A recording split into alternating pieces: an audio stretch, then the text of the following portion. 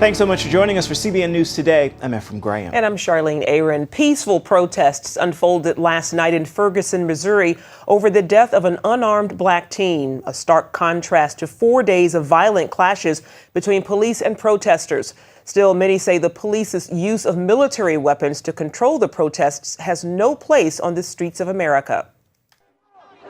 For the fifth night, hundreds flooded the streets of Ferguson, demanding answers in the shooting death of 18-year-old Michael Brown.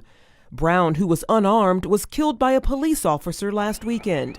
Gone were scenes like this from nights before, protesters throwing Molotov cocktails and rocks at police.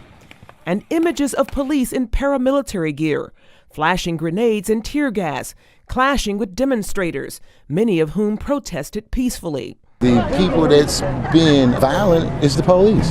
The change comes after Missouri's governor replaced the city's local police presence with the State Highway Patrol. He hopes the plan will diffuse the tension between police and protesters. I know that Ferguson will not be defined as a community that was torn apart by violence. To help ease racial tensions in the city, churches have been holding prayer rallies. CBN News spoke with Pastor Joe Cost-Stevens of Passage Community Church near Ferguson. We had about 21 pastors from all over the area driving as far as 45 minutes away to come and to pray. And the whole service was centered around reading scripture, praying in groups, and we actually had 4 African-American pastors lead out and 3 Anglo or white pastors lead out. So it was neat to see the diversity. Thursday, some protesters even stopped to hug and chat with Captain Ron Johnson of the Highway Patrol, a black native of St. Louis who is now overseeing security.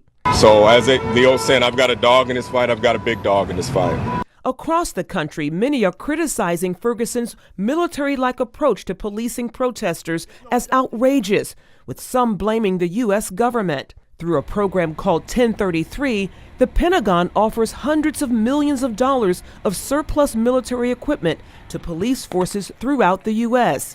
St. Louis County, which encompasses Ferguson, is part of the program.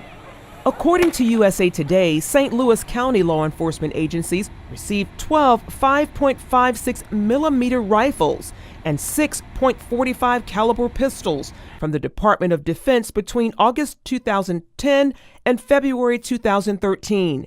Lawmakers are calling for an end to the program.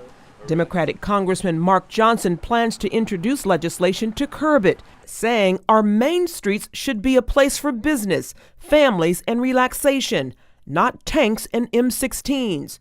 Libertarian Senator Rand Paul also weighed in, saying the militarization of our law enforcement is due to an unprecedented expansion of government power in this realm. And authorities are still investigating, but police say the officer involved in the shooting was assaulted and had to be taken to the hospital for facial injuries after the incident.